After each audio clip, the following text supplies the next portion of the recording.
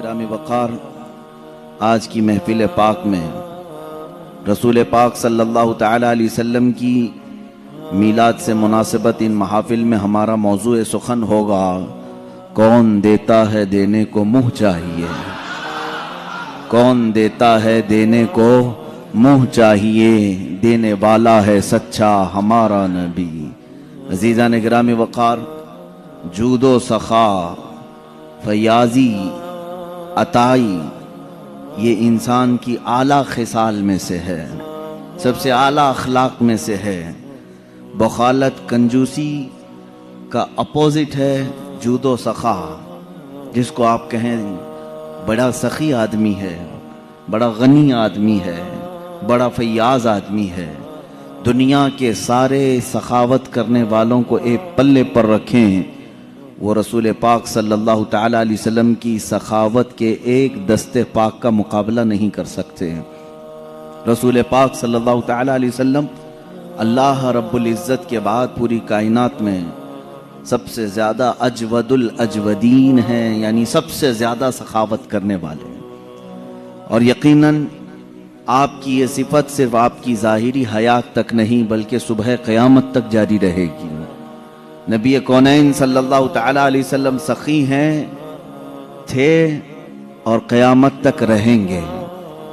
رسول پاک صلی اللہ تعالی علیہ وسلم کی طبیعت میں عطا کرنے کا، لوگوں کو بخش دینے کا، بہت ساری چیزیں یوں ہی ہبہ کر دینے والا معاملہ حضور کی زندگی میں کثرت سے دیکھا گیا ہے۔ اسی لیے میں نے اس سے قبل والی گفتگو میں بھی آپ سے کہا تھا، بھری جنت ہبہ کر دیں، نبی مختار کل ہیں، جسے جو چاہیں عطا کر دیں۔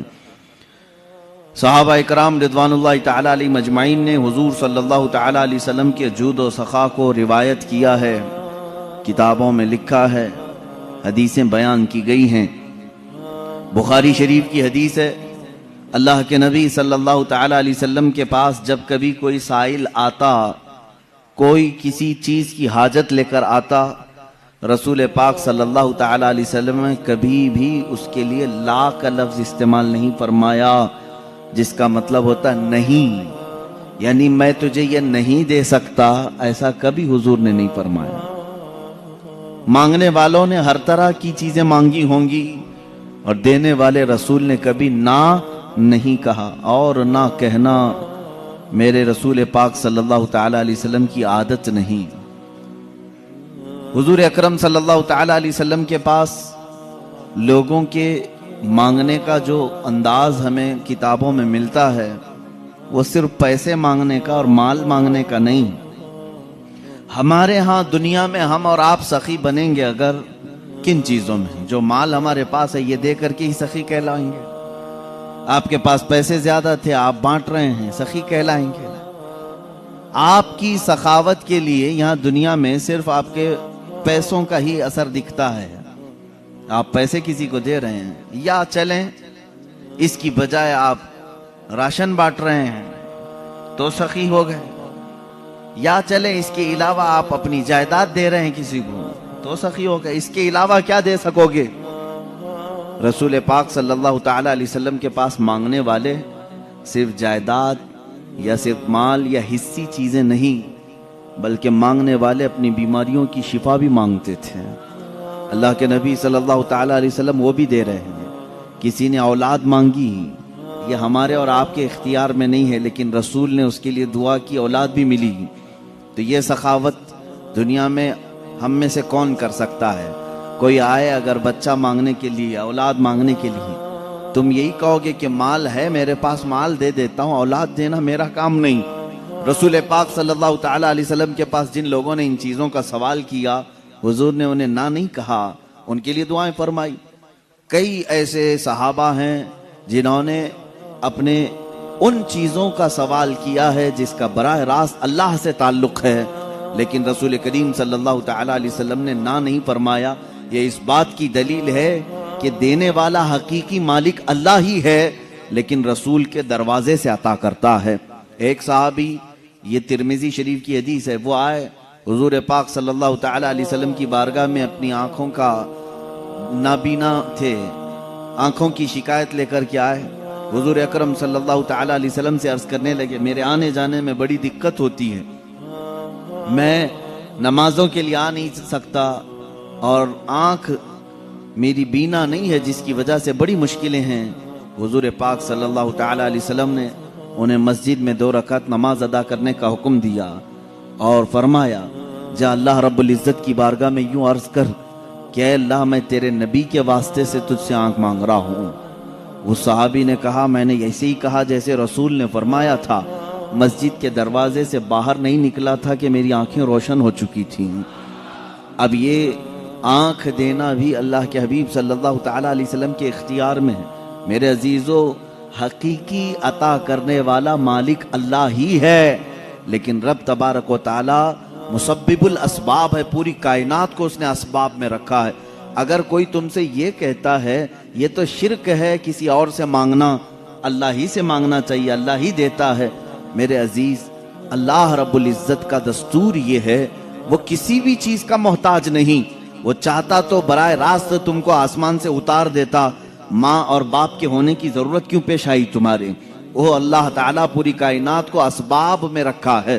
ایک عورت ایک مرد کے اختلاط سے بچہ دنیا میں آتا ہے، یہ سب کو معلوم ہے کہ اللہ ماں اور باپ کا محتاج ہے؟ بغیر ماں باپ کے بھی اللہ بچہ پیدا کر سکتا ہے، لیکن اس نے کائنات کا نظام اسباب پر رکھا ہے۔ تمہیں وہ چاہے تو اناج سیدھے بارش برسا کر کے دے دے، لیکن نہیں، اس نے اسباب پر رکھا ہے کہ تم زمین کے اندر ایک بیج بو گے، وہ کومپل کی شکل میں اگے گا، پھر پودا آئے گا، پھلیاں ہوں گی، اناج آئے گا، پھر کاٹو گے، پھر گھر میں اناج آئے گا۔ یہ اتنے مراحل سے جو گزارا جا رہا ہے، کیا اللہ اس چیز کا محتاج ہے؟ نہیں، محتاج نہیں، لیکن اس کا قانون ہے، وہ دنیا کی تمام چیزوں کو اسباب پر رکھا ہے۔ عزیزان گرامی، اس نے قرآن بھی ہمیں ڈائریکٹ نہیں دیا، چاہتا تو پورے انسانوں کو ایسی قرآن سنا دیتا، نہیں، بلکہ اپنے نبی کے سینے کے واسطے سے قرآن پہنچایا ہے۔ ایمان ہم تک رسول کے ذریعے سے آیا۔ ان تمام چیزوں میں جب تمہیں کوئی شک و شبہ نہیں ہوتا تو پھر رسول پاک صلی اللہ تعالی علیہ وسلم کی بارگاہ کے متعلق اگر ہم یہ کہیں وہاں سے شفا بھی مل سکتی ہے، اولاد بھی مل سکتی ہے، مال و متاع بھی مل سکتے ہیں، تو پھر شرک اور بدعت اور خرافات کے فتوے کیوں یاد آتے ہیں؟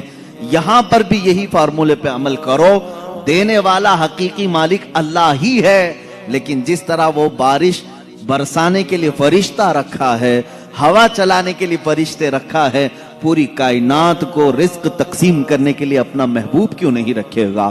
رسول پاک صلی اللہ تعالی علیہ وسلم کا در یقیناً یہ اللہ کا ہی در ہے، بخدا خدا کا یہی ہے در، نہیں اور کوئی مفر مقر جو وہاں سے ہو یہیں آ کے ہو، جو یہاں نہیں تو وہاں نہیں۔ میرے عزیزو، رسول پاک صلی اللہ تعالی علیہ وسلم کی جود و سخا کے متعلق صحابہ کرام نے جو روایات بیان کی ہیں، وہ میں چند روایات کے بعد آگے بڑھتا ہوں، مثالوں کے ذریعے سے، دلائل کے ذریعے سے آپ کو میں بتاتا ہوں۔ حقیقت میں آپ حضور پاک صلی اللہ تعالی علیہ وسلم کی ہر عادت کو سننے کے بعد، اس سے قبل آپ نے سنا ہے حضور حسن و جمال میں بے مثل و بے مثال تھے، حضور پاک صلی اللہ تعالی علیہ وسلم کا رحم کرنے میں کوئی دوسرا ثانی نہیں ہے، حضور پاک صلی اللہ علیہ وسلم کا عدل کرنے میں کوئی دوسرا ہمسر نہیں نظر آتا، ان کے برابر کسی بھی خلق میں، کسی بھی عادت میں کوئی دوسرا نہیں دکھتا، اسی طرح عطا کرنے میں بھی ان کے برابر کوئی دوسرا ملتا ہی نہیں۔ اخیر میں تم مجبوراً ہو یا مسروراً ہو یہ کہو گے سب سے اعلیٰ و والا ہمارا نبی، سب سے بالا و والا ہمارا نبی۔ آپ کو یہ کہنا پڑے گا حضور پاک صلی اللہ تعالی علیہ وسلم سب سے اعلیٰ ہیں، کن چیزوں میں؟ ہر عادت میں، ہر خصلت میں، ہر خلق میں میرے آقا کو اللہ تعالیٰ نے عظیم بنایا ہے۔ عزیزان گرامی، رسول پاک صلی اللہ تعالی علیہ وسلم کی سخاوت کے متعلق فرماتے ہیں صحابہ، خاص طور پر رمضان کا مہینہ جیسی آتا، اللہ کے نبی صلی اللہ تعالی علیہ وسلم اتنا عطا کرتے کہ پورے 11 مہینے میں اتنا نہیں ہو۔ 11 مہینے کی سخاوت ملا کر رمضان کا مقابلہ نہیں ہوتا۔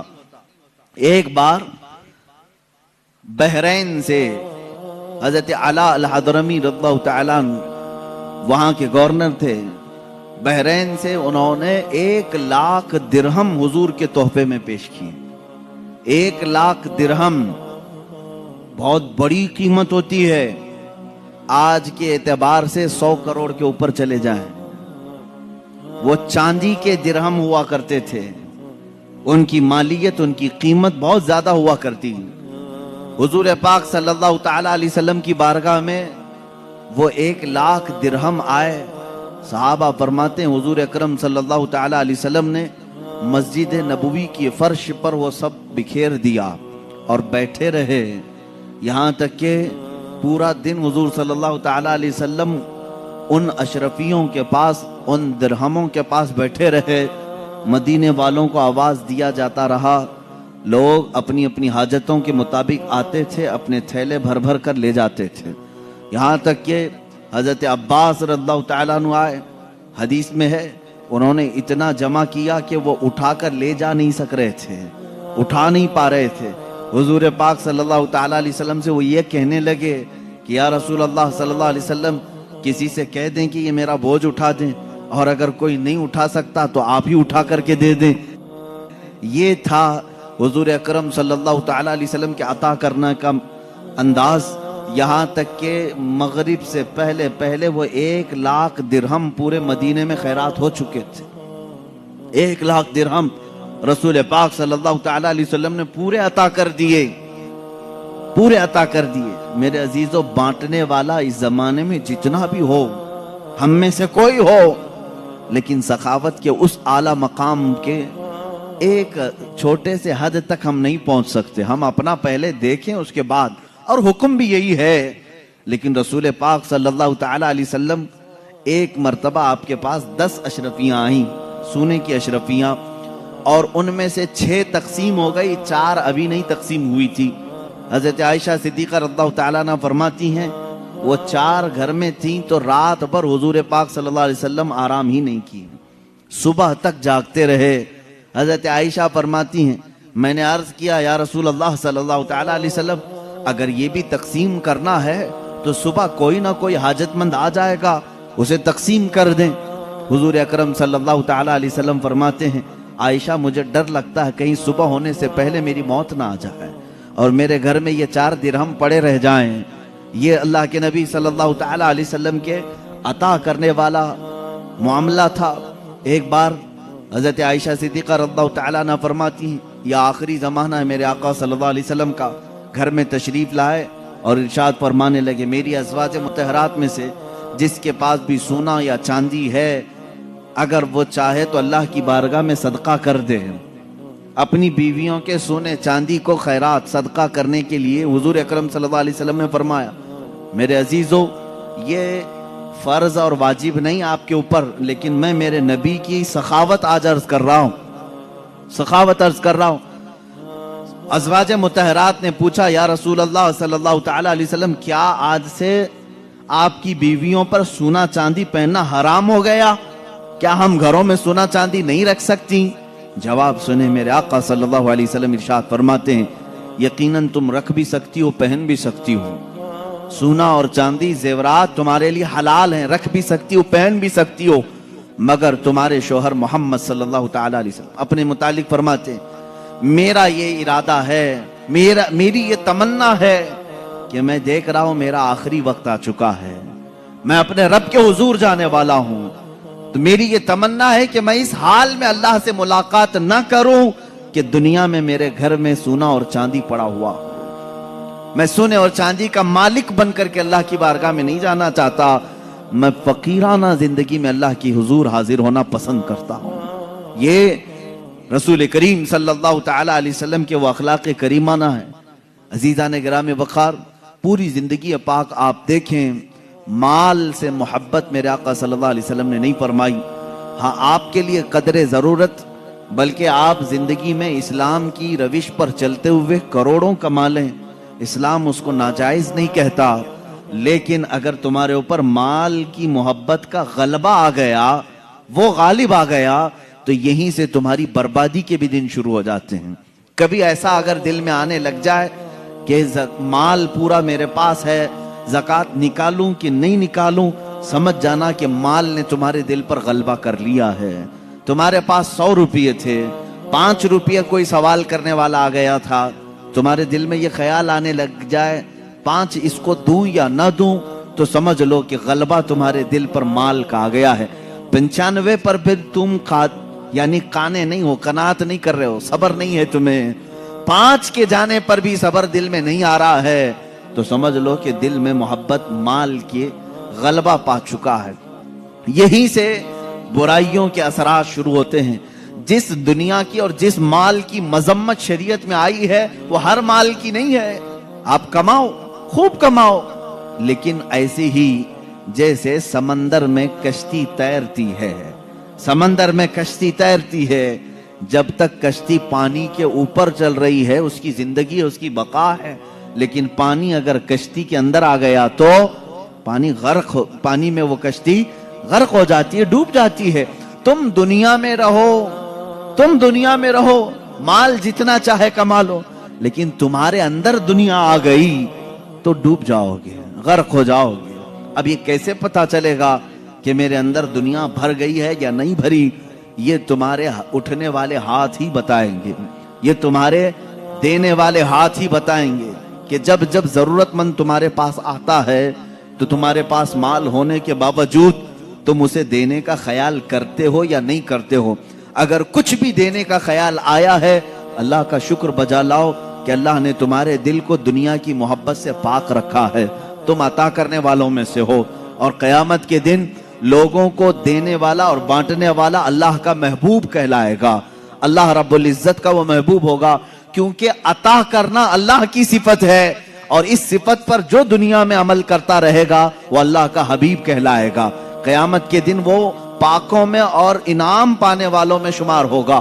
آج ان حالات سے ہم گزر رہے ہیں، ہم دیکھتے ہیں پریکٹیکلی دینے والے جو معاملات ہیں، اگر دل پر تمہارے بوجھ لگتا ہے کسی کو دے کر کے، یا پھر دینے کے بعد احسان جتانے والا جذبہ آتا ہے، سمجھ لو کہ تمہیں دنیا نے جکڑ رکھا ہے، تمہیں دنیا نے اپنے گھیرے میں لے رکھا ہے. حضور پاک صلی اللہ تعالی علیہ وسلم کی بارگاہ میں صحابہ نے سوال کیا تھا، دنیا میں طاقتور چیز کیا ہے؟ تو یہ حدیث لمبی ہے. آپ نے فرمایا تھا کہ دنیا میں بہت طاقتور چیز پہاڑ ہیں، لوہا ہے. حضور پاک صلی اللہ علیہ وسلم نے فرمایا لوہا ہے. صحابہ نے کہا کیا اس سے بھی زیادہ سخت کوئی چیز ہے؟ کہا اس سے زیادہ سخت آگ ہے، آگ لوہے کو بھی جلا دیتی. کہا آگ سے بھی زیادہ سخت کوئی چیز ہے دنیا میں؟ کہا پانی ہے، پانی آگ کو بجھا دیتا ہے. پانی سے بھی زیادہ طاقت کسی کے پاس ہے؟ آپ نے فرمایا ہوا کے اندر ہے. ہوا دنیا کی سب سے زیادہ طاقتور، اور وہ بڑی بڑی چیزوں کو اکھاڑ پھینکتی ہے اگر جوش میں آ جائے. اس کے سامنے کیا درخت، کیا عمارتیں، سب ہیچ ہیں. پانی وہ تباہی نہیں لا سکتا جو ہوا لا سکتی. پھر صحابہ نے پوچھا کیا ہوا سے بھی زیادہ سخت اور طاقتور کوئی ہے؟ اب اللہ کے نبی صلی اللہ علیہ وسلم نے فرمایا ہاں ایک چیز ہے، اور اس سے زیادہ طاقتور کوئی چیز نہیں. پوچھا صحابہ نے وہ کیا؟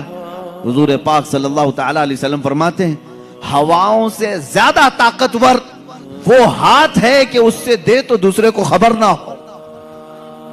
وہ ہاتھ سب سے زیادہ طاقتور ہے کہ بند مٹھی میں دیا، دوسرے ہاتھ کو خبر نہیں ہوئی. وہ دنیا کا سب سے طاقتور ترین ہاتھ ہے. یہ اخلاص کے ساتھ جو اللہ کی بارگاہ میں دیا گیا ہے وہ ہاتھ قیمتی ہے. عزیزان گرامی وقار، سخاوت انسان کے لیے کیا درجہ رکھتی ہے حدیث سے سن لو. حضور صلی اللہ تعالی علیہ وسلم نے فرمایا سخاوت جنت کے درختوں میں سے ایک درخت ہے. کیا ہے؟ درخت ہے سخاوت. سخاوت تو کوئی ہارڈ لفظ میں نہیں کہہ رہا ہوں، سب کو معلوم ہے.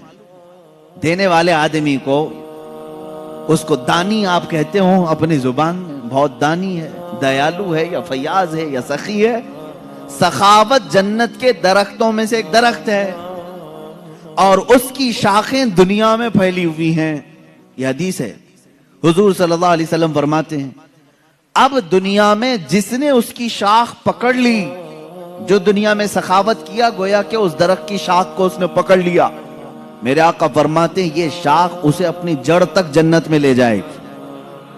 وہ پکڑ لیا ہے شاخ کو، اور یہ شاخ اسے اپنی جڑ جو جنت میں درخت ہے وہاں تک لے جائے گی۔ اور میرے آقا صلی اللہ علیہ وسلم نے فرمایا بخالت، کنجوسی، مال کو دبا کر کے رکھنا، اس کے بھی 3 درجے ہیں الگ الگ۔ بخالت الگ الگ قسم کی ہے۔ ایک بخالت تو یہ ہے کہ اپنے پہ تو خرچہ کرتا ہے لیکن دوسروں کو نہیں دیتا، اپنے پہ خرچ کرتا ہے دوسروں کو نہیں دیتا، یہ بھی بخیل ہے۔ ایک اس سے بھی اعلیٰ قسم کا بخیل ہے، ڈینجر قسم کا کنجوس، نہ دوسروں پہ خرچ کرتا ہے نہ اپنے پہ خرچ کرتا ہے۔ وہ پھر کیوں مال کماتا ہے؟ وہ ایسا ہی کتا ہے جو بیل کے چارے پہ بیٹھا ہوا ہے۔ بیل کے چارے پہ بیٹھنے والا کتا معلوم ہے؟ گھاس پہ، بیل گھاس کھاتا ہے، بکری گھاس کھاتی ہے، لیکن کتا اس چارے پہ بیٹھا ہوا ہے، نہ بکری کو کھانے دیتا ہے نہ خود کھاتا ہے۔ کتا گھاس نہیں کھائے گا اور نہ بکری کو کھانے دے گا۔ اس طرح بہت سارے کتے بیٹھے ہوئے ہیں۔ لفظ اگر سخت لگ رہا ہے تو معاف کریں، لیکن یہ حقیقت ہے۔ جو اس طرح کے مال پر جمے بیٹھے ہوئے ہیں وہ اسی کتے کی طرح ہیں جو نہ خود کھا سکتے ہیں نہ دوسرے کو کھانے دیتے ہیں۔ تو یہ بخالت کا اعلیٰ درجہ ہے۔ اور یہ کیا ہے بخالت؟ حدیث پاک میں ہے بخالت دوزخ کے درختوں میں سے ایک درخت ہے، جہنم کے درختوں میں سے ایک درخت ہے، اس کی شاخیں دنیا میں پھیلی ہوئی ہیں۔ جس نے کنجوسی کی، جس نے بخالت کی، اس نے اس بخالت کے درخت کی شاخ کو پکڑ لیا۔ اب یہ شاخ اسے اپنے جڑ جہنم تک لے کر جائے گی، وہ دوزخ تک اسے لے جائے گی۔ بخیل آدمی دوزخ میں لے جائے گا۔ حدیث ہے السخی قریب من اللہ وقریب من الملائکۃ وقریب من الناس وبعید من النار۔ حضور فرماتے ہیں سخی آدمی اللہ سے قریب ہے، فرشتوں سے قریب ہے، جنت سے قریب ہے، تمام انسانوں سے قریب ہے، دوزخ سے دور ہے۔ والبخیل بعید من اللہ بعید من الملائکۃ وبعید من الجنت وبعید من الناس وقریب من النار۔ حضور فرماتے ہیں اور بخیل آدمی، کنجوس آدمی اللہ سے دور ہے، فرشتوں سے دور ہے، انسانوں سے دور ہے، جنت سے دور ہے، لیکن دوزخ سے بہت قریب ہے، دوزخ سے زیادہ قریب ہے۔ عزیزان گرامی، میرے نبی کی صفات میں کبھی بخالت آئی نہیں، وہ کسی چیز میں بخالت نہیں کیے، بلکہ ان کے صحابہ کی سخاوت کا حال یہ ہے کہ جو کوئی ان کے گھروں پر آتا تھا اسے اتنا عطا کرتے کہ وہ اپنی قوم میں جا کر کے اعلان کرتے کہ محمد عربی صلی اللہ علیہ وسلم کے غلام اتنا عطا کرتے ہیں کہ ہماری کئی پشتیں اس پر کھا کر گزارا کر سکتی۔ نبی کونین صلی اللہ علیہ وسلم کی عطا کرنے کا حال تو بہت اعلیٰ ہے۔ صفوان بن امیہ، جن کے متعلق میں نے اس سے قبل بھی بیان کیا تھا، جنگ بدر میں امیہ جس کو قتل کیا گیا تھا، صفوان امیہ کا بیٹا حضور پاک صلی اللہ تعالیٰ علیہ وسلم سے ملنے کے لیے آئے، اور اللہ کے نبی صلی اللہ تعالیٰ علیہ وسلم سے اس نے سوال کیا کیا آپ مجھے کچھ دے سکتے ہیں؟ حضور پاک صلی اللہ علیہ وسلم نے اس وقت صفوان کو اتنی بکریاں دی کہ صحابہ فرماتے ہیں 2 پہاڑوں کے بیچ میں جتنی جگہ تھی وہ سب بکریوں سے بھر گئی، ایک شخص کو اتنی بکریاں دی۔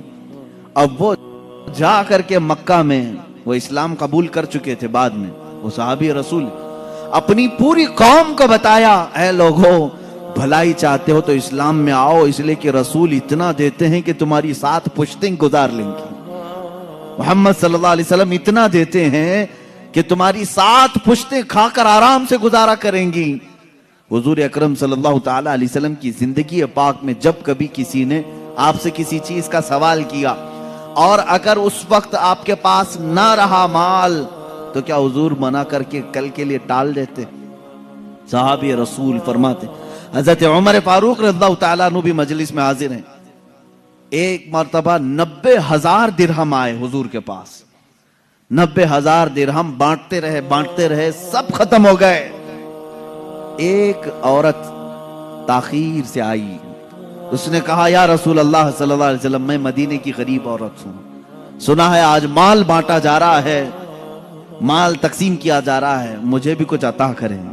حضور پاک صلی اللہ علیہ وسلم نے فرمایا سب بٹ گیا ہے، یہ نہیں فرمایا کہ اب کیا دوں گا، ہو گیا چلو ختم ہو گیا، نہیں، رسول کریم صلی اللہ تعالی علیہ وسلم نے حضرت عمر سے فرمایا، کہا اے عمر کیا مجھے 2 دن کے لیے قرضہ مل سکتا ہے؟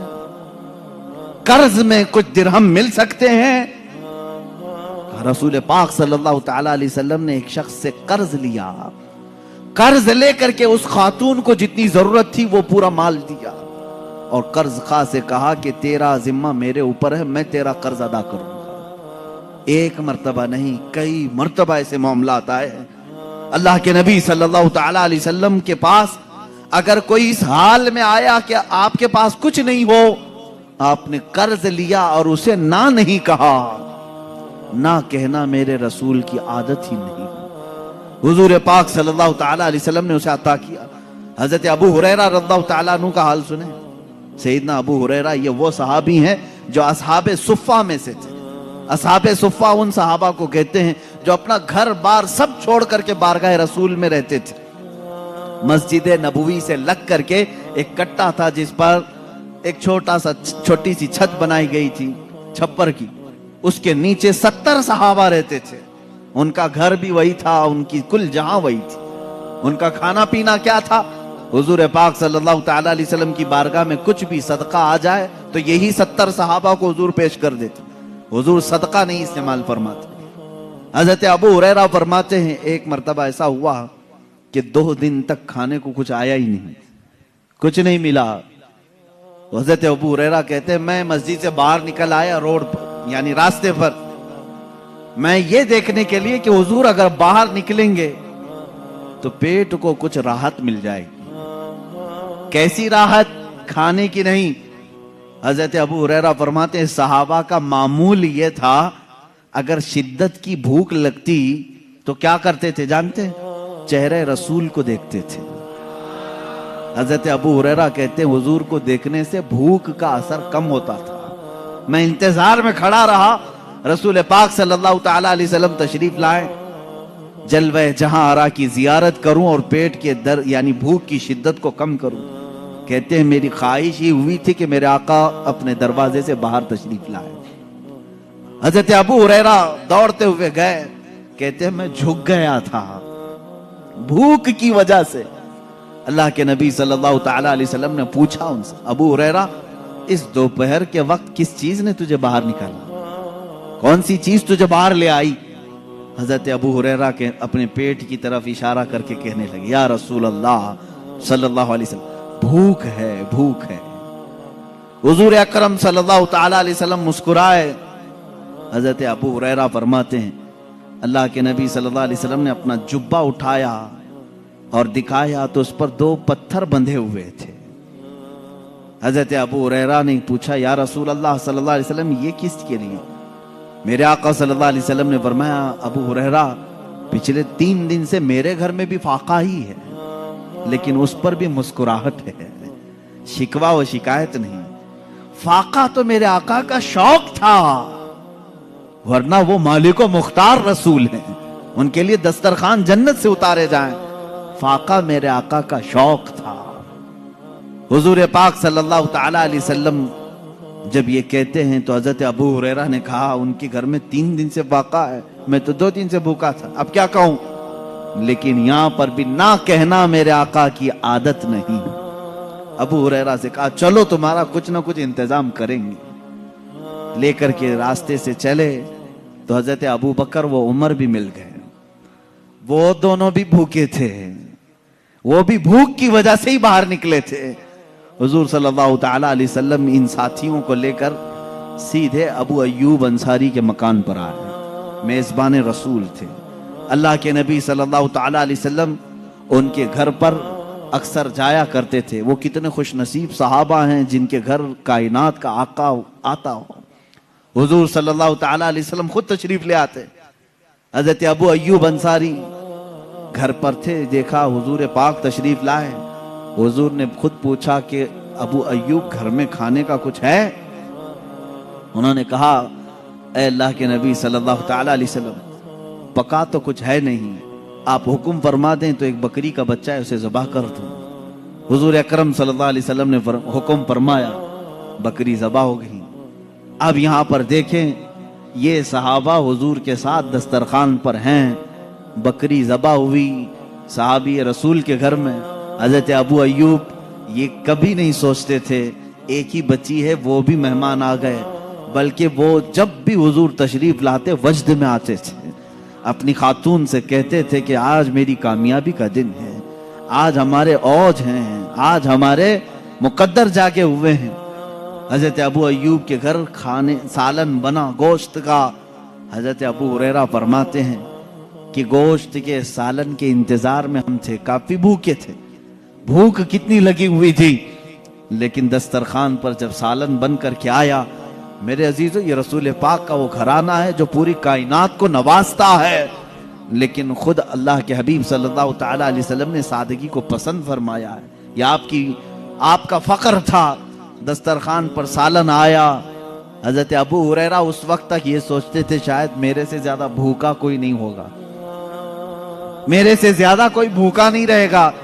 جب سالن ڈالا جانے لگا تو میرے آقا صلی اللہ علیہ وسلم نے ایک اور کٹوری منگوائی، سالن کو نصف کیا اور کہا جاؤ میری بیٹی فاطمہ کے گھر دے آؤ، اس لیے کہ پچھلے 9 دن سے وہ فاقے میں ہے۔ اللہ اکبر۔ یہ لجپال گھرانہ، سخی گھرانہ، نہ کہنا ان کی عادت نہیں۔ قرآن نے تو ان کی فضیلت میں آیت نازل کی، وَيُطْعِمُونَ الطَّعَامَ عَلَى حُبِّهِ مِسْكِينًا وَيَتِيمًا وَأَسِيرًا۔ آپ نے سنا ہوگا سیدہ کائنات فاطمہ الزہرا کے گھر میں روزے سے تھے سارے لوگ۔ ایک دن ایک یتیم آیا، 5 روٹیاں دے دی، دوسرے دن ایک قیدی آیا، 5 روٹیاں دے دی، ایک مسکین آیا، اسے 5 روٹیاں دی، 3 دن تک صرف پانی پر وہ افطار کرتے رہے۔ اس سخاوت کے درجے کو میں سمجھتا ہوں پوری دنیا نہیں پہنچ سکتی، پوری کائنات نہیں پہنچ سکتی۔ حاتم طائی کی جو سخاوت مشہور ہے، کوئی مجھے یہ نہیں بتا سکتا کہ حاتم طائی خود بھوکا رہ کر لوگوں کو دیا ہو۔ ہاں، خود کا گھر ٹھیک ٹھاک تھا، کھا پی کر کے دوسروں کو دیا جا رہا تھا، لیکن رسول پاک کی سخاوت میں یہ اثر آپ کو دیکھنے کو ملے گا۔ اللہ کے نبی صلی اللہ تعالی علیہ وسلم نے فقر کو اختیار کیا، لیکن امت کو ہمیشہ مالدار دیکھا، امت کے نصیبے کو ہمیشہ بلند فرمایا۔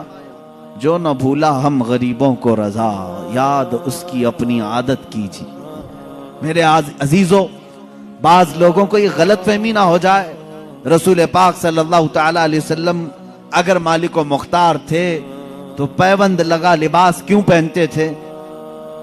کھجور کے رہتے، سونے کی کرسی پر بیٹھتے۔ آپ مجھے بتاؤ اس سنت پر اگر امت کو عمل کرنا ہوتا تو کیا کرتی؟ حضور کی ہر سنت پر عمل کرنے کی خواہش امتی کی ہے یا نہیں؟ میرے آقا جیسے جیسے کرتے تھے اس کو سنت کہتے ہیں۔ اگر رسول پاک بڑے عالیشان محل بناتے اور سونے کی کرسی لیتے تو مجھے بتاؤ اس سنت پر کتنے لوگوں کا عمل ہو سکتا تھا؟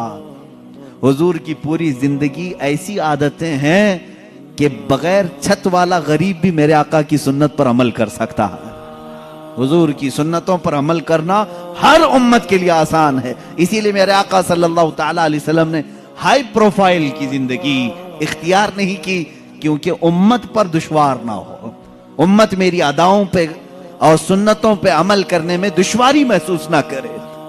اب آئیں اللہ کے نبی صلی اللہ تعالی علیہ وسلم جو بے انتہا عطا کرتے تھے، بے حساب نوازتے تھے، اس کی چند مثالیں میں عرض کروں۔ بارگاہ رسالت مآب صلی اللہ تعالی علیہ وسلم سے کس کو کیا ملا ہے یہ وہ لوگ بتائیں گے جن کو ملا ہے۔ صحابہ اکرام رضوان اللہ تعالی علیہ مجمعین کی عادت یہ تھی، بیمار ہوں تو رسول پاک کے پاس آ جاتے، اپنی پیٹ کے درد کی شکایت لے کر آئے، کوئی آنکھوں کی نابینا ہونے کی شکایت لے کر آئے، کوئی زبان کے گونگا ہونے کی شکایت لے کر کے آئے، اور ہر ایک کو میرے آقا صلی اللہ علیہ وسلم نے عطا کر کے بھیجا ہے۔ پیٹ کے درد والے کو پیٹ کے درد سے شفا، اور گونگے کو زبان، نابینا کو آنکھیں، لنگڑے شخص کو پاؤں، یہ تمام چیزیں رسول کریم صلی اللہ تعالی علیہ وسلم کے دربار سے عطا کی گئی۔ اب مسئلہ یہاں آتا ہے، اب جب ہم یہ بیان کرتے ہیں رسول سخی تھے، بے حساب عطا کرتے تھے، تو کچھ لوگ کہتے ہیں ہمیں ایکسپٹ ہے اس چیز کو، ہم مانتے ہیں، لیکن وہ ان کی زندگی میں تھا، اب تو وہ قبر میں جا چکے، اب وہ قبر میں جا چکے، اب تم مت مانگو۔ تو اس لیے اب میں اپنے ٹاپک کو بعد وفات حضور کی سخاوت پر ہی کہنا چاہوں گا۔ حضور کی وفات کے بعد وہ کیا کیا عطا کرتے ہیں۔ میرے عزیزو، مثالیں یہاں ہمارے پاس جتنی موجود ہیں کتابوں میں، حضور کی حیات سے زیادہ وفات کے بعد کی ہیں، کیونکہ میرے آقا صلی اللہ تعالیٰ علیہ وسلم اپنی ظاہری حیات میں 63 سال تک رہے، لیکن وفات ہو کر کے اب 14 صدیاں قریب آ گئی ہیں، یعنی 1390 سال سے زیادہ قریب ہو گئے۔ اللہ کے حبیب صلی اللہ تعالیٰ علیہ وسلم کی اتنے لمبے عرصے میں کیا امت کو کبھی کچھ نہیں ملا وہاں سے؟ جس کو نہیں ملا ہوگا وہ الگ بات ہے، لیکن جن کو ملا ہے وہ وقت کے تاجدار ہیں، محدثین ہیں، فقہاء ہیں، علماء ہیں، جن کے جھوٹ بولنے کے متعلق کبھی امت تصور نہیں کر سکتی۔ اتنے سارے لوگوں نے روایات کیا ہے میرے آقا صلی اللہ تعالیٰ علیہ وسلم کی عطا کے سلسلے میں۔ حافظ الحدیث محمد ابن منقدر رضی اللہ تعالیٰ بڑے حدیث کے حافظ ہیں۔ حافظ کہتے ہیں جس کو 1 لاکھ سے زیادہ حدیثیں یاد ہوں، یہ محدث ہیں۔ حافظ محمد رحمہ اللہ یہ فرماتے ہیں مدینہ طیبہ میں ہم رہتے تھے، میرے باپ کے پاس ایک شخص نے 80 دینار یا 80,000 جو بھی ہے 80 دینار امانت کے طور پر رکھا، اور وہ تجارت کی غرض سے یا پھر کسی کام کی غرض سے باہر چلا گیا، اور اس نے میرے باپ سے کہا تھا کہ جب میں آ جاؤں تو مجھے میری امانت واپس کر دینا، لیکن جب تک تیرے پاس ہے چاہے تو استعمال کر لینا، اجازت اگر دیا ہے امانت دار تو آپ امانت کا استعمال کر سکتے ہیں، لیکن جب وہ واپس آئے تو اسے امانت لوٹا دی جائے۔ حافظ الحدیث محمد رحمہ اللہ فرماتے ہیں میرے باپ کو 80 دینار دیے اس شخص نے، اور پھر وہ چلا گیا۔ میرے والد نے ضروریات کے مطابق خرچ کر لیا، انہوں نے سوچا وہ لمبا وقت لگے گا آنے کے لیے، اسے تقریباً پورے 80 دینار خرچ ہو گئے۔ اتفاق ایسا کہ وہ بہت جلدی واپس آ گیا، اور اس نے سوال کیا کہ میں نے جو امانت آپ کے پاس رکھی تھی وہ مجھے واپس دیتے ہیں۔ یہ حافظ الحدیث مدینہ طیبہ میں رہنے والے حضور صلی اللہ تعالیٰ علیہ وسلم کی وفات کے کئی 100 سال بعد تشریف لائیں، کئی دہائیوں کے بعد تشریف لائیں۔ اب یہ کہتے ہیں میرے والد گھبرا گئے کہ میں اس کی امانت کو کیسے لوٹاؤں۔ 80 دینار اسی وقت فوراً لا کر کے پیش کرنا یہ معمولی بات نہیں تھی۔ آپ نے کہا مجھے 1 دن کا وقت دیتے، کل تک میں انتظام کرنے کی کوشش کرتا ہوں۔ اب ان کو شرمندگی لاحق ہو گئی، میں نے اس کی امانت کا استعمال کر لیا، بدنام نہ ہو جاؤں، اور انتظام کروں تو کہاں سے کروں۔ حافظ الحدیث رحمہ اللہ فرماتے ہیں میرے باپ سیدھے قبر رسول کے پاس آ گئے، روضہ رسول کے پاس بیٹھ کر رونے لگے، اور میں نے دیکھا ظہر سے عصر تک، عصر سے مغرب تک، مغرب سے عشاء، عشاء سے فجر تک وہ وہیں قبر رسول کے پاس بیٹھے رہے، روتے تھے، بار بار بارگاہ رسول صلی اللہ تعالیٰ علیہ وسلم سے اتنا کہتے تھے کہ میرے آقا میری عزت کی حفاظت کر لیں، میری لاج رکھ لیں، میں نے وہ امانت خرچ کر دی، اب میرے پاس دینے کی طاقت نہیں۔ فجر کی نماز ہوئی، حافظ الحدیث محمد ابن منقدر رحمہ اللہ فرماتے ہیں ایک شخص مسجد نبوی شریف میں داخل ہوا، نماز ادا کی، فوراً یہ ہمارے والد کے پاس آیا اور ایک تھیلی ان کے سامنے پیش کی جس میں 80 دینار رکھے ہوئے تھے، کہا یہ لو میری طرف سے نذرانہ ہے۔ حضرت حافظ الحدیث کے والد کہتے ہیں میں نے گنا، پورے 80 دینار تھے، اس کے بعد میں شکر بجا لایا کہ مجھے کوئی تو دینے والا آیا ہے، لیکن جاتے جاتے اس شخص نے پوچھا کہ اے بندے کیا تو نے کل سے حضور سے شکایت لگا رکھی ہے؟ کل سے تو حضور کی بارگاہ میں شکایت لگا رکھی ہے؟ یہ کہتے ہیں میں کھڑا ہو گیا، میں نے پوچھا دینے والے تو نے نذرانہ کہہ کر کے دیا، میں نے حضور سے شکایت کی ہے یا نہیں کی ہے، اس سے تیرا کیا تعلق ہے؟ وہ کہتا ہے بات در حقیقت یہ ہے کل میرے رات میں معراج ہو گئی، میرے آقا تشریف لائے خواب میں اور تیری طرف مجھے اشارہ کر کے بتایا کہ اس شخص کو 80 دینار کی ضرورت ہے، تو اپنے گھر سے لے جا کر دے دے، یہ تیرا قرض میرے اوپر رہے گا۔ رسول پاک نے جب یہ فرمایا کہ تیرا قرض میرے اوپر رہے گا اور وہ میں قیامت کے دن ادا کروں گا، میرے لیے اس سے بڑھ کر کے نعمت کیا تھی؟ اے بندے، تو مانگنے والا نہیں، میرے لیے جنت لے کر کے آیا ہے، مدینہ طیبہ میں تو آیا ہے جس کی وجہ سے مجھے قیامت کے دن میرے آقا کی شان سے انعام ملیں گے۔ عزیزان گرامی، حافظ الحدیث رحمت اللہ تعالی علیہ فرماتے ہیں میں نے وفات رسول کے بعد بھی قبر رسول سے سخاوت کو دیکھا ہے، جود و سخا کو دیکھا ہے۔ کون دیتا ہے دینے کو منہ چاہیے، دینے والا ہے سچا ہمارا نبی۔ میرے اعلیٰ حضرت فاضل بریلوی رحمت اللہ تعالی علیہ میرے آقا صلی اللہ تعالی علیہ وسلم کی بارگاہ میں اسی چیز کا حوالہ دیتے ہوئے کہتے ہیں، حضور پاک صلی اللہ تعالی علیہ وسلم کی بارگاہ میں مانگیں گے مانگے جائیں گے، منہ مانگی پائیں گے۔ سرکار میں نہ لا ہے نہ حاجت اگر کی ہے، یہاں اگر مگر پہ بھی نہیں دیا جاتا اور نہ بھی نہیں کہا جاتا۔ ایک دو نہیں، کئی مثالیں ہیں۔ ایک مرتبہ حاجیوں کا ایک قافلہ حج کے لیے نکلا، اس میں ایک غریب آدمی کو خدمت کے لیے انہوں نے رکھ لیا، اس کا نام برا تھا۔ برا شخص حاجیوں کے خدمت کے لیے نکلا تھا۔ اب غریب آدمی سیٹھوں کی خدمت کر رہا تھا، حج ہوا، ظاہر سی بات ہے امیروں کا جیسے حج ہوا غریب کا بھی حج ہو گیا۔ گیا تھا خدمت کے لیے، جیسے آج بھی ٹور والوں کے ساتھ باورچی چلے جاتے ہیں، ان کا بھی حج ہو جاتا ہے۔ کھانا پکانے کے لیے گئے تھے لیکن حج بھی ہو گیا۔ اب حج ہونے کے بعد مدینے آئے تو سارے سیٹھوں نے مل کر اس کا مذاق اڑایا، کہا برا تو طفیلی حج کر لیا، پیسے تو کچھ لگایا نہیں، ہماری خدمت کے لیے آیا اور حج ہو گیا، پتہ نہیں تیرا قبول ہوا بھی کہ نہیں ہوا۔ غریب کو تانا مت دو میرے عزیزو، اس کے دل پر یہ چوٹ لگی، دل پر بہت گہرا اثر ہوا۔ غریب ہوں مالدار نہیں لیکن حج تو کیا ہے نا۔ لیکن ان امیروں نے یہ کہا کہ تیرا حج قبول ہوا کہ نہیں ہوا، وہ رونے لگا اور روتے روتے بارگاہ رسول میں حاضر ہو گیا۔ رسول پاک صلی اللہ تعالی علیہ وسلم کی قبر اطہر کے پاس بیٹھا رہا اور روتے روتے ظہر ہو گئی۔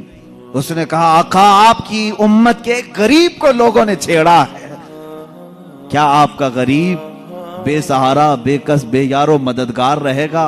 اس کے حج کے متعلق لوگ سوال کر رہے ہیں، پیسے والے سوال کر رہے ہیں۔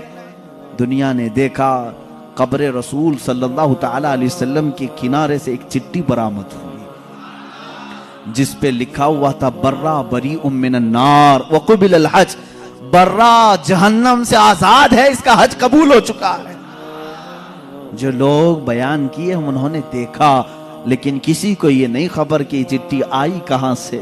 میرے عزیزو، فقہاء، محدثین، علماء، اساتین ملت، سلف صالحین کا عقیدہ یہ تھا، یا رسول اللہ تو زندہ ہے واللہ، تو زندہ ہے واللہ، میری چشم عالم سے چھپ جانے والے میرے آقا صلی اللہ تعالی علیہ وسلم آج بھی جود و نوال کے بادشاہ ہیں، سخاوت کے اعلیٰ ترین منصب پر فائز ہیں۔ آج بھی وہ اسی طرح دیتے ہیں جیسے کل دیا کرتے تھے، اور صبح قیامت تک نوازتے رہیں گے۔ عزیزان گرامی وقار، رسول کریم صلی اللہ تعالی علیہ وسلم کے دربار سے جو کچھ بھی عطا کیا گیا ہے وہ ایک دو مثالیں نہیں۔ حافظ الحدیث ہیں ابو حفص سمرقندی رحمہ اللہ، ایک مشہور عالم دین ہے، انہوں نے اپنی کتاب میں لکھا ہے کہ مکہ مکرمہ میں ایک شخص کے ساتھ ایسا معاملہ پیش آیا کہ اس شخص کے والد کا انتقال ہوا، والد کا، باپ کا انتقال ہوا، لیکن باپ کا جیسے انتقال ہوا اچانک اس کے گھر میں معاملہ یہ ہوا کہ اس کے باپ کا چہرہ بگڑ گیا تھا، جانور کی طرح ہو گیا تھا۔ اب میت کا چہرہ اگر بگڑ جائے، گدھے کی طرح دکھے، کتے کی طرح دکھنے لگے، کیا وہ دوسروں کو زیارت کروا سکے گا؟ بیٹا جلدی سے چادر ڈال دیا اور رونے لگا کہ میرے باپ کی کون سی خطا تھی نہیں معلوم، اللہ کا غضب ہو گیا ہے۔ اب جنازہ اٹھاؤں تو کیسے اٹھاؤں؟ لوگ ہمیشہ تانا ماریں گے، ہمیشہ یہ کہیں گے کہ فلاں کا باپ مرنے کے وقت بگڑے ہوئے چہرے کے ساتھ دنیا سے گیا ہے، اللہ کا عذاب آیا تھا۔ گھر کے دروازے بند کر دیا، گھر والوں میں بیٹھ کر کے اس نے کہا کسی کو خبر نہ کرنا، گھر میں ہی گڑھا کھود کر یہیں دفن کر دیں گے۔ روتے ہوئے چادر ڈال کر بیٹھا ہے، وہ بیٹا بڑا غمگین تھا۔ تھوڑی دیر کے بعد گھر کے پیچھے والے دروازے کا کواڑ کھلتا ہے، ایک بزرگ گھر کے اندر آتے ہیں، ان کے چہرے پر چادر ہے، وہ سیدھے چلتے چلتے اس مرے ہوئے آدمی کے پاس آئے، چادر ان کے سر سے ہٹائی، اپنا ہاتھ اس کے چہرے پر پھیرا، پھر چادر ڈال دی اور اس بیٹے کے پاس آئے، پوچھا کہ کیا بات ہے، کیوں غم کر رہا ہے، کیوں رو رہا ہے؟ کہا آپ کون ہیں، کہاں سے آئے؟ میں تو نہیں جانتا، لیکن بات تو یہ ہے کہ میرے باپ انتقال کر گئے، ان کا چہرہ بگڑ گیا ہے، میں اسی غم میں رو رہا ہوں، اور آپ خدا کے واسطے کسی کو نہ بتائیں۔ آنے والے بزرگ نے کہا جا دیکھ تیرے باپ کا چہرہ تو سلامت ہے۔ وہ کہتا ہے میں جا کر اٹھا، چادر کو ہٹایا تو میرے باپ کا چہرہ تو چاند کی طرح چمک رہا تھا۔ ابھی میں اسی خوشی میں غم کے مارے پہلے رو رہا تھا، اب خوشی کے مارے آنسو آ گئے۔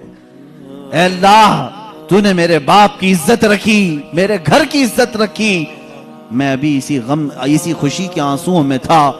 آنے والے وہ بزرگ واپس جا چکے تھے، دروازے تک پہنچے تھے، میں دوڑتے ہوئے گیا، ان کا دامن پکڑا، آپ نے یہ مجھ پر احسان کیا، آپ فرشتے ہو یا اللہ کے ولی ہو، کون ہو جو میرے گھر پر اتنا بڑا احسان کیا؟ آنے والے بزرگ نے کہا انا محمد رسول اللہ صلی اللہ علیہ وسلم، کہا میں محمد اللہ کا رسول ہوں۔ حضور پاک صلی اللہ تعالی علیہ وسلم نے فرمایا تیرے باپ کے انتقال کے وقت بات یہ تھی کہ اس کی ایک اچھی عادت تھی، تیرے باپ کی ایک اچھی عادت یہ تھی، یہ اس وقت تک سونے کے لیے بستر پر نہیں لیٹتا تھا جب تک رات میں 100 مرتبہ مجھ پہ درود نہیں بھیجتا تھا۔ ہر رات 100 مرتبہ یہ درود بھیجتا، پھر سوتا، لیکن اس کی ایک خطا تھی، ایک گناہ تھا اس کا، لیکن باپ کا گناہ میں بیٹے کو نہیں بتاؤں گا۔ میرے آقا صلی اللہ تعالی علیہ وسلم نے چھپایا، اس گناہ سے اللہ ناراض تھا جس کی وجہ سے اس کا چہرہ بدل گیا۔ یہ مکہ مکرمہ کی بات ہے، مکہ مکرمہ کی بات ہے، اس کی وجہ سے اس کا چہرہ بدل گیا۔ تیرے باپ کا روزانہ پڑھا ہوا درود جو فرشتہ میرے بارگاہ تک پہنچاتا ہے، اس فرشتے نے مجھے خبر کی کہ اے اللہ کے رسول، آپ کے فلاں غلام کے ساتھ غضب ہو گیا ہے، اللہ نے عذاب نازل کیا، اس کا چہرہ بگڑ گیا ہے۔ اے رسول پاک، وہ بندہ روزانہ آپ پر 100 بار درود بھیجتا تھا، کرم فرمائے۔ حضور فرماتے ہیں میں اسی وقت چل کر تیرے گھر آیا، تیرے باپ کا چہرہ بگڑا تو تھا، مگر میں نے میرے مولا سے سوال کیا، اے اللہ، تیرے حبیب پر درود بھیجنے والا، اس کے چہرے کو اگر تو سلامت نہیں رکھے گا تو آنے والے لوگ تانا دیں گے کہ رسول پر درود بھیجنے والا بھی نہیں بچ پایا۔ اے مولا، تو میرے ذریعے سے اس کے چہرے کو سلامت کر دے۔ اللہ نے میری دعا قبول کی، میں نے اس کے چہرے پر ہاتھ رکھا، اللہ نے تیرے باپ کے چہرے کو چمکتے چاند کی طرح کر دیا۔ وہ عطا کرنے پر آئیں تو بے حساب عطا کریں۔ بعد وفات کی بات میں کر رہا ہوں، یہ ظاہری زندگی کی بات نہیں، وفات ہو کر کئی سال ہو چکے تھے تب کی بات ہے۔ اسی لیے تو ہم عاشقوں کا یہ کہنا ہے، یا رسول اللہ، سنا ہے آپ ہر عاشق کے گھر تشریف لاتے ہیں، میرے گھر میں بھی ہو جائے چراغاں یا رسول اللہ، میرے دل میں بھی ہو جائے چراغاں یا رسول، میرے آقا آؤ کہ مدت ہوئی ہے تیری راہ میں آنکھیاں بچھاتے بچھاتے، بڑے دن ہوئے ہیں میرے آقا گھر کو سجاتے سجاتے۔ اللہ کے نبی صلی اللہ تعالی علیہ وسلم کا انتظار کرو اے مسلمانوں، چاہے ہماری زندگی اس پہ فنا ہو جائے، ختم ہو جائے، دید کے لیے ترستے رہو، اور اسی انتظار میں تمہاری زندگی کٹنا چاہیے۔ اب کی رات آئیں کہ تب کی رات آئیں، جب یہ راتیں زندگی کی کٹ جائیں، وہ رات تو ضرور آئے گی جو قبر کی پہلی رات ہوگی، وہاں تو دیدار کرو گے انشاءاللہ، لیکن اس دیدار کے انتظار میں اپنی زندگی کاٹو۔ یہ نہیں کہ اپنی آنکھوں کو حسیناؤں کی غلاظت سے بھر لو، گندی تصویروں سے، گندی فلموں سے اپنی آنکھوں کو داغدار کر لو، یہ نہیں، ان آنکھوں کو اللہ تعالیٰ نے تمہارے رسول کے دیدار کے لیے دیا ہے۔ اسی لیے شہزادہ اعلیٰ حضرت نے یوں کہا ہے، تمہیں نہ دیکھا تو کس کام کی ہیں یہ آنکھیں، انہیں نہ دیکھا تو کس کام کی ہیں یہ آنکھیں، کہ دیکھنے کی ہے ساری بہار آنکھوں میں، کچھ ایسا کر دے میرے کردگار آنکھوں میں، ہمیشہ نقش رہے روئے یار آنکھوں میں۔ ہمیشہ نقش رہے روئے یار آنکھوں میں۔ مفتی اعظم ہند تو یہ فرماتے ہیں کہ تم اپنے آنکھوں میں جلوہ رسول ایسا بسا لو، ایسا بسا لو کہ قبر کے دن، قبر کی رات میں فرشتے جب آئیں سوال کرنے کے لیے تو مفتی اعظم فرماتے ہیں فرشتے جو پوچھیں قبر میں کہ کس کی امت ہو، فرشتے جو پوچھیں قبر میں کہ کس کی امت ہو، تو آپ جواب کیا کہتے ہیں؟ وہ کہتے ہیں لو دیکھ لو کہ ہے تصویر یار آنکھوں میں، لو دیکھ لو کہ ہے تصویر یار آنکھوں میں۔ ہماری آنکھوں میں وہ جلوہ رسول اس طرح سے رہے، وہ آتے ہیں۔ بلکہ ایک شاعر نے یہی کہا ہے میرے عزیزو، آج غالباً چھٹی 7ویں محفل ہے، آج 7ویں محفل ہے، اور اس طرح 70 نہیں 700 محفلیں ہو جائیں۔ ہم ان محافل کے متعلق ہمیشہ میری عادت یہ ہے، میں یہ کہتا ہوں کیوں محفل سجا رہے ہو، کیوں بیٹھ رہے ہو، روز کیوں سننے آ رہے ہو، روز ہم کیوں سنانے آ رہے ہیں؟ ہمارا مقصد یہ ہے وہ آئیں گے، آتے ہوں گے، ابھی آئیں گے، وہ آئیں گے، آتے ہوں گے، ابھی آئیں گے، یہی سوچ کے ہم نے محفل کو سجا رکھا ہے۔ ہمارا عقیدہ یہی سوچ کے ہم نے محفل کو سجا رکھا ہے۔ رسول کریم صلی اللہ تعالی علیہ وسلم جب عطا کرنے پر آتے ہیں تو بے حساب عطا کرتے ہیں۔ غمگین امتیوں کی فریاد رسی کے لیے بھی آتے ہیں۔ جس امتی نے جب فریاد کیا میرے آقا وہاں تشریف لائے۔ آپ کو معلوم ہے اللہ کے نبی صلی اللہ تعالی علیہ وسلم کی ایک اور بات میں بتا دوں، مشہور زمانہ قصیدہ مولا یا صلی وسلم دائما ابدا علی حبیبک خیر الخلق کلہم، تقریباً میرے آقا صلی اللہ تعالی علیہ وسلم کی وفات کے بھی 700 سال بعد آنے والے امام شرف الدین بوصیری، یہ وہ عظیم بزرگ ہیں، مداح رسول ہیں۔ تقریباً 170 اشعار میں انہوں نے قصیدہ لکھا ہے جس میں میرے آقا کے ہر عضو کی تعریف کی ہے۔ جس طرح آپ اگر ہندوستان کا کوئی بوصیری دیکھنا چاہتے ہیں، ہندوستان کا شرف الدین بوصیری دیکھنا چاہتے ہیں تو بریلی کے امام احمد رضا کو دیکھیں، جس نے اپنے نعتیہ کلام میں رسول پاک کے ہر عضو کو پیرو کر کے موتیوں کی طرح سجایا ہے، امام شرف الدین بوصیری۔ اور حد تو یہ ہے میرے عزیزو، وہابیوں کی، نجدیوں کی، سلفیوں کی حکومت آئی جنہوں نے عشق رسالت مآب صلی اللہ تعالی علیہ وسلم کے خلاف نہ جانے کتنی بکواس کی، لیکن مجھے اس وقت فخر ہوتا ہے جب مدینہ رسول جاتے ہیں اور دربار رسول کی جالیوں پر اندر جانے کا جو دروازہ ہے اس دروازے کے تالے پر، چابی پر آج بھی امام بوصیری کا قصیدہ لکھا ہوا ہے، هو الحبیب الذی ترجا شفاعته لکل حول من الاحوال مقتحمی۔ پہلے تو دیواروں پر لکھا ہوا تھا قصیدہ، انہوں نے مٹایا کیونکہ ان کے عقیدے کے اعتبار سے شرک تھا۔ 700 سال پہلے آنے والے امام بوصیری نے جب پکار کر کے یہ کہا تھا یا کرم الخلق مالی من الوذ به سواک عند حلول الحادث العممی، اے مخلوق میں سب سے اکرم رسول، تکلیفوں میں میرے پاس تمہارے سوا ہے کون، مصیبتوں میں آپ کے علاوہ میرے پاس کون ہے جس کی بارگاہ میں میں فریاد کروں تو میری فریاد کو پہنچے گا، اے رسول تمہارے علاوہ کون ہے۔ وَلَن يَضِيقَ رَسُولَ اللَّهِ جَاهُكَ بِي اِذَا الْكَرِيمُ تَجَلَّى بِاسْمِ مُنْتَقِمِ۔ امام بوصیری نے یہ قصیدہ کب لکھا تھا اس کی تاریخ میں ہے۔ آپ جوان عالم دین، عاشق رسول، لیکن اچانک لقوے نے حملہ کر دیا، فالج کا اثر آ گیا۔ جب فالج آ جائے تو معلوم ہے جسم بیکار ہو جاتا ہے، بستر پر رہے، لقوے کے اثر سے ایسا کہ دوستوں نے دوستی چھوڑ دی، لوگ تو دور ہوتے ہی ہیں، بیماروں کے علاوہ گھر والوں کے علاوہ کون رہے، یہ بیماری لمبی ہو گئی، ہاتھ پیر اٹھتے نہیں تھے، سوتے سوتے جسم کے اندر بھی طرح طرح کی تبدیلیاں آنے لگی، ایک زمانہ ہو گیا۔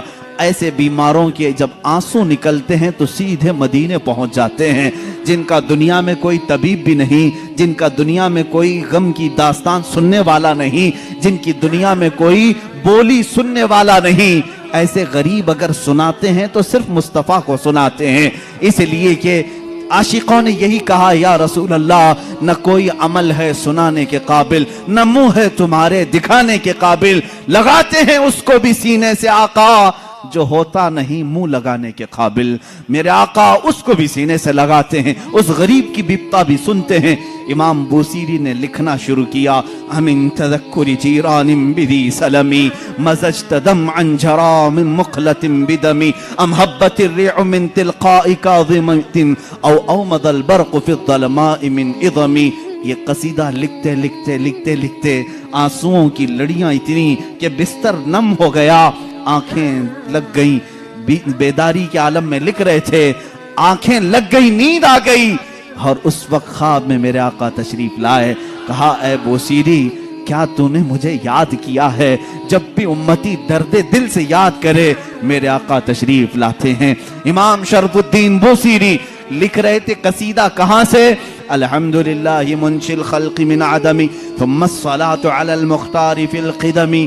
یہاں سے آپ نے قصیدہ لکھا اور آپ فرماتے ہیں قصیدے کے شروع میں چاہتا تھا یہ لکھیں مولاي صلی وسلم دائما ابدا، لیکن مجھ سے دوسرا شعر فٹ نہیں ہوتا تھا، دوسرا مصرع بن نہیں پا رہا تھا، پورے شعر لکھ دیا، پہلا ہی شعر مکمل نہیں ہوا، سو گیا۔ خواب میں میرے آقا نے فرمایا بوسیری جو ہماری شان میں لکھے ہو ذرا سناؤ، ذرا سناؤ۔ امام بوسیری سنانے لگے، ایک ہی شعر پر اٹکتے رہے، مولاي صلی وسلم دائما ابدا، مولاي صلی وسلم دائما ابدا۔ آگے کا آقا نہیں آ رہا ہے، میرے آقا نے فرمایا بوسیری اس آگے والا مصرع میری طرف سے رکھ لو، علی حبیبی کا خیر الخلق کلہم۔ دنیا کا یہ قصیدہ ہے امام شرف الدین بوسیری کا، جس کا پہلا شعر ان کی طرف سے ہے، دوسرا شعر مصطفیٰ جان رحمت کی طرف سے ہے۔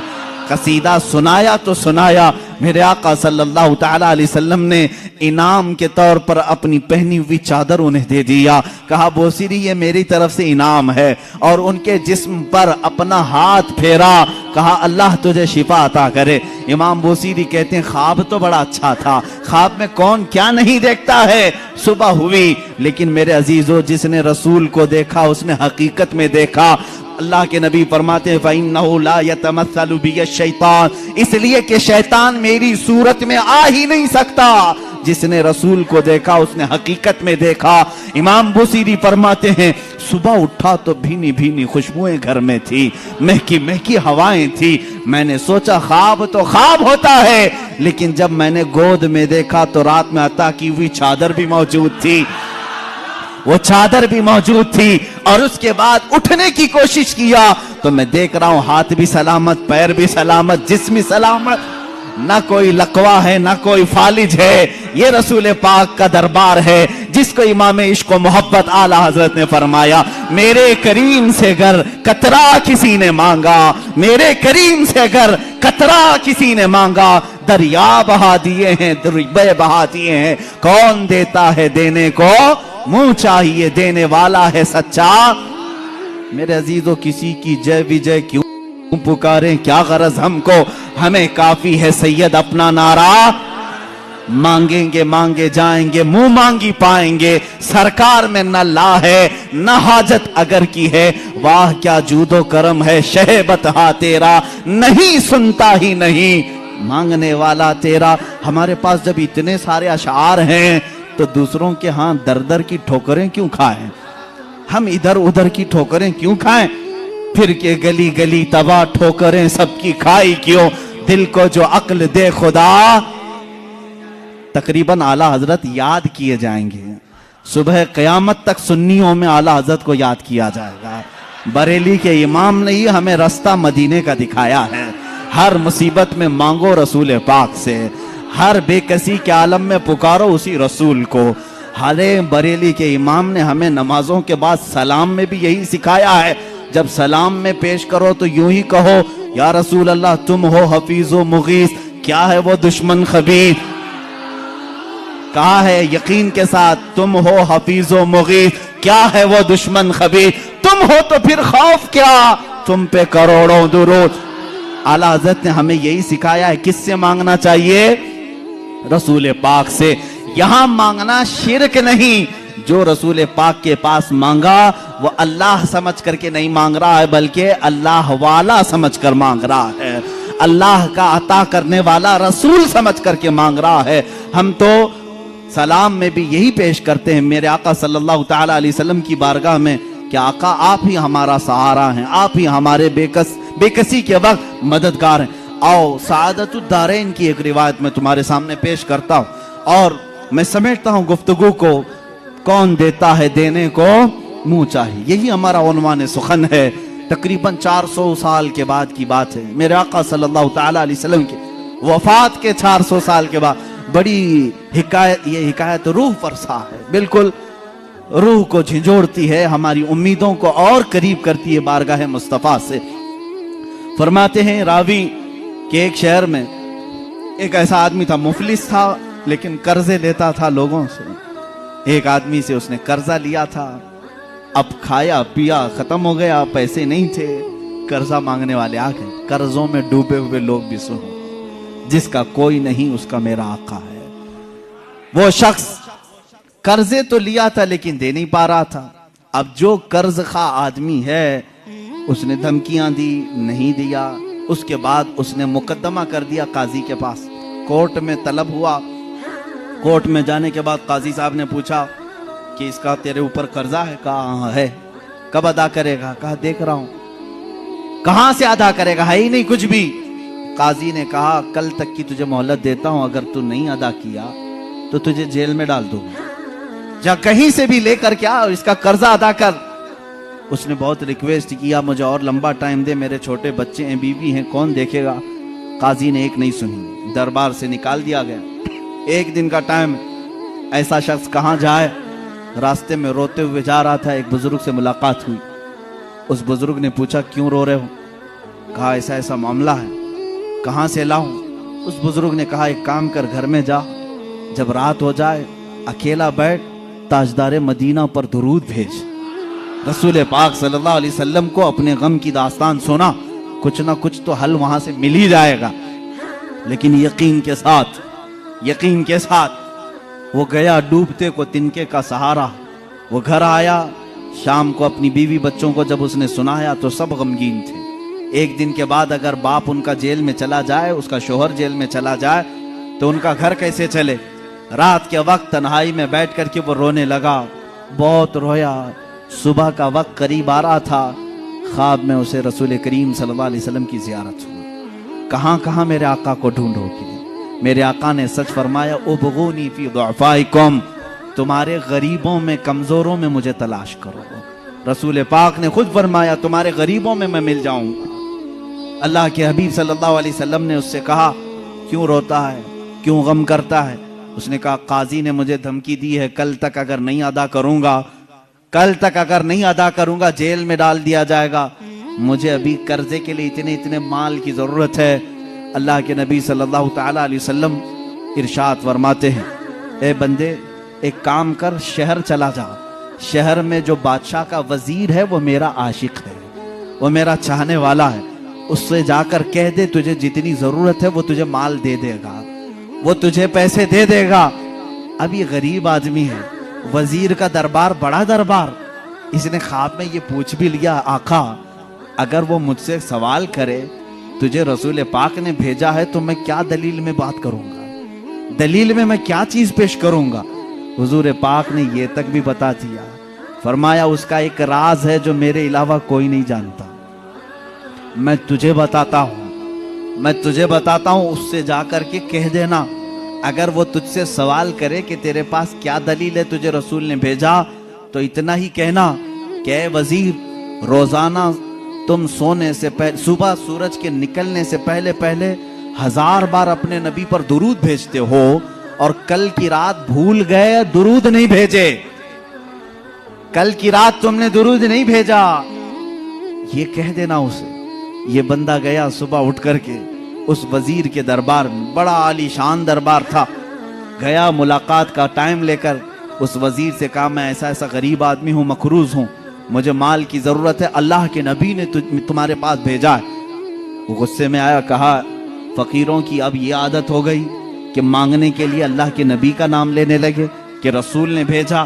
اس نے کہا نہ میں جھوٹ نہیں کہہ رہا ہوں، مجھے رسول پاک نے یہ بھی بتایا ہے کہ تم روزانہ 1000 بار حضور پر درود بھیجتے ہو۔ وہ اپنی کرسی سے اچھل آیا اور اس نے کہا یہ بات تو میری بیوی کو تک خبر نہیں ہے، کسی کو نہیں معلوم۔ کہا کیا کہا رسول پاک نے؟ کہا کہ کل تم بھول گئے تھے، درود نہیں بھیجے۔ اس نے کہا حقیقت میں میرے آقا نے سچ فرمایا، کوئی زندگی کی ایک رات آج تک میری قضا نہیں ہوئی، کل میری زندگی میں ایسا دن آیا کہ میں درود نہیں پڑھ سکا، بہت رویا، اپنے خزانے کے پاس لے جا کر اسے کھڑا کر دیا، اے غریب آدمی تجھے جتنے مال کی ضرورت ہے لے جا، بس میرا دل آج سے مطمئن ہوا کہ میرا درود رسول تک پہنچ رہا ہے، میرے آقا کی نظر میں ہے، میں میرے آقا کو منا لوں گا، میں میرے آقا سے صلح کر لوں گا، لیکن تو میرے لیے خوشخبری کا قاصد بن کر آیا ہے، تو میرے لیے خوشی کا پیغام لے کر آیا ہے، تجھے جو چاہے لے جا۔ اس غریب نے کہا نہ، مجھے جتنی ضرورت ہے اتنا لیتا ہوں، اتنا ہی مال لیا، دوڑا دوڑا خوشی سے آیا۔ کہاں آیا؟ عدالت میں، قاضی بھی تھے، قاضی سے کہا قاضی صاحب قرض خواہ کو بلاؤ، آج سینہ چوڑا تھا، مال موجود تھا، جس کا حساب ادا کروں گا۔ قاضی کے پاس وہ قرض خواہ آئے، لیکن محفل جمی تھی، اسی وقت قاضی نے کہا بیٹھ جا، تھوڑا ٹھنڈا ہو جا، سکون لے لے۔ تھوڑی دیر کے بعد قاضی نے بالکل ہی یہاں الگ ہی معاملہ کر دیا۔ قاضی نے کہا یہ غریب جس کا قرضہ دینا ہے وہ سب کھڑے ہو جائیں، بتائیں کتنا کتنا قرضہ ہے۔ سبوں نے کہا اتنا اتنا ہے۔ قاضی نے کہا یہ نہیں، میں اپنی جیب سے ادا کروں گا، میں ادا کروں گا اس کا قرضہ۔ یہ غریب کھڑا ہوتا ہے، کہتا ہے ہاں کل تو جیل کی دھمکی، کل تو آپ بند کرنے کی دھمکی دے رہے تھے، آج میری طرف سے قرضہ ادا کرنے کی بات۔ قاضی کہتے ہیں کل تک میں تجھے نہیں پہچانتا تھا، کل جب رات گیا مصطفیٰ کریم کی زیارت ہوئی، میرے آقا نے تیری طرف اشارہ کر کے مجھے بتایا کہ اے قاضی تیرے پاس دنیا کی بہت دولت ہے، اس ایک غریب کا قرضہ تو اپنی جیب سے ادا کر، میں کل تجھے جنت کے محلات بدلے میں ادا کروں گا۔ اے غریب نہ تو مال نہیں دے گا، میں ہلکے میں سودا نہیں کروں گا، مجھے رسول نے بشارت دی ہے، میں تیرا مال اپنی جیب سے ادا کروں گا۔ جب یہ قاضی کی باتیں سننے لگے، سارے قرض خواہ کھڑے ہوئے، کہا جب یہ آدمی اتنا افضل ہے کہ بارگاہ رسول میں مقبول ہے، ہم گواہی دیتے ہیں کہ ہم نے سب قرضہ معاف کر دیا، اب بھی اگر اسے چاہے تو ہم سے لے سکتا ہے۔ کون دیتا ہے دینے کو منہ چاہیے، کون دیتا ہے دینے کو منہ چاہیے، دینے والا ہے سچا ہمارا نبی، اتنا دیا سرکار نے مجھ کو جتنی میری اوقات نہیں، یہ تو ان کا کرم ہے ورنہ مجھ میں تو ایسی بات نہیں۔ عزیزان گرامی، آج جو ہم اس مقام پر ہیں، یہاں پر بھی ہم فخر سے یہی کہتے ہیں یا رسول اللہ اتنا دیا سرکار نے مجھ کو جتنی میری اوقات نہیں، یہ تو ان کا کرم ہے ورنہ مجھ میں تو ایسی بات نہیں۔ آپ خود دیکھو اللہ کے نبی نے تمہیں، ان کے صدقے میں اللہ نے تمہیں کیا کیا نہیں دیا ہے، یہ رسول کی سخاوت نہیں ہے تو اور کیا ہے۔ آج بھی مانگنے کا سلسلہ باقی رکھو، لیکن اس کے در سے نہیں، دربار رسالت سے مانگیں گے۔ کیوں؟ ان کے ہم غلام ہیں، انہی سے مانگیں گے۔ غلام اپنے آقا سے مانگتا ہے تو اچھا لگتا ہے۔ اب ایک اور روایت میں عرض کرتا ہوں، حضرت علا ابن مبارک، بعض روایت میں جلا ابن مبارک رحمہ اللہ تابعی ہیں، یہ فرماتے ہیں مدینے میں پہنچا تھا، حضور پاک صلی اللہ تعالی علیہ وسلم کے مدینے پہنچا، بھوکا تھا، کچھ بھی کھانے کے لیے نہیں تھا، پیسے بھی ختم ہو گئے تھے۔ مسجد نبوی میں گیا، دوپہر کا وقت تھا، وہ بھوک کی وجہ سے شدت سے تکلیف ہو رہی تھی، سو گیا یہ کہہ کر کے یا رسول اللہ تمہارا مہمان ہوں، آپ ہی کھلائیں۔ کس سے مانگوں، کون دے گا مدینے میں، اور مدینے میں آ کر دوسروں سے مانگوں اچھا بھی نہیں لگتا، آپ کے ہوتے ہوئے کس دربار پر میں جاؤں۔ حضور پاک صلی اللہ تعالی علیہ وسلم کی بارگاہ میں سوال کیا، سو گیا۔ میرے عزیزو کتنی مثالیں میں تمہارے سامنے رکھوں، یہ فقہائے امت، محدثین اور بزرگوں کی بات میں کر رہا ہوں، عام بندوں کی نہیں۔ حضرت شیخ علا فرماتے ہیں میں نے خواب میں دیکھا قبر رسول سے حضور پاک صلی اللہ تعالی علیہ وسلم تشریف لا رہے ہیں، آپ کے ایک ہاتھ میں روٹی ہے اور ایک ہاتھ میں شہد ہے، ہاتھ میں روٹی اور شہد ہے، اور کہتے ہیں ابن مبارک تجھے بھوک لگی ہے، تو مدینے میں آیا، میرا مہمان ہے، یہ روٹی اور شہد لگا کر کھا لے۔ کہتے ہیں میں جلدی سے بڑھ کر ہاتھ سے روٹی لے لیا، شہد لگا کر کھاتا رہا، آدھی روٹی کھایا تھا، کب؟ خواب میں بعد وفات رسول، حضور کی ظاہری زندگی کی بات نہیں کر رہا ہوں، وفات کے کئی سو سال بعد کی بات، اور خواب میں حضور کھلا رہے ہیں، روٹی کھلا رہے ہیں، شہد کھلا رہے ہیں. کہتے ہیں عصر کا وقت ہو گیا، مؤذن نے اذان دینا شروع کیا تو مسجد میں جو بھی سوئے ہوں گے اٹھا دیے جاتے ہیں. کسی نے پیر پکڑ کر کھینچ کر مجھے اٹھا دیا، میں جھٹکا لے کر اٹھا تو دیکھا آدھی روٹی اور شہد اب بھی میرے ہاتھ میں موجود ہے. کون دیتا ہے دینے کو منہ چاہیے، دینے والا ہے سچا ہمارا نبی. عزیزان گرامی وقار، اس طرح کی بے شمار مثالیں ہیں. آخری بات میں عرض کرتا ہوں، سراج الامہ تاج الامہ امام اعظم ابو حنیفہ رضی اللہ تعالیٰ عنہ فرماتے ہیں رسول پاک صلی اللہ تعالیٰ علیہ وسلم کی بارگاہ میں جب جانا ہوا تو آپ نے حضور کی شان میں ایک نعت لکھی، ایک قصیدہ لکھا. یا سید السادات جئتک قاصدا ارجو رضاک واحتمی بحماک. یہ قصیدہ لمبا قصیدہ ہے. کہتے ہیں میں نے کسی کو نہیں سنایا، لکھ کر کے رکھ لیا، بارگاہ رسول میں جا کر کے سناؤں گا، حضور کے دربار میں پہلے سناؤں گا. امام اعظم ابو حنیفہ رحمہ اللہ سفر کر کے مدینے پہنچتے ہیں. صبح کا وقت ہے، اذان سے پہلے مسجد نبوی میں مؤذن جو اذان دینے کے لیے اونچی جگہ کھڑا ہوتا ہے، کہتے ہیں وہاں مؤذن کھڑے ہو کر اذان سے پہلے یہ گنگنا رہا ہے، یا سید السادات جئتک قاصدا ارجو رضاک واحتمی بحماک. امام اعظم کہتے میرے شعر لیک ہو گئے، میری نعت لیک ہو گئی، پہلے سے مؤذن مسجد نبوی کا سنا رہا ہے، اسے کیسے خبر ہوئی؟ کہتے ہیں یہ کسی نے پہلے سے لکھ رکھا تھا. یہ کس کی نعت ہے؟ یہ تو میں نے لکھی ہے.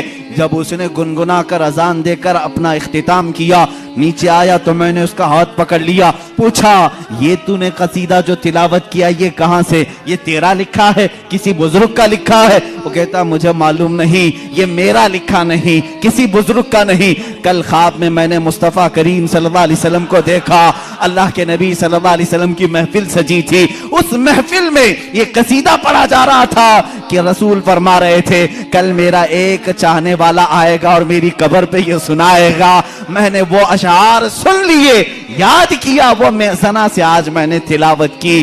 میرے آقا صلی اللہ علیہ وسلم اپنے غلاموں کو کتنا نوازتے ہیں، جو جائے اسے اس کے اعتبار سے نوازتے ہیں، جو جس حیثیت سے جائے حضور نے اس کو اس حیثیت سے نوازا ہے.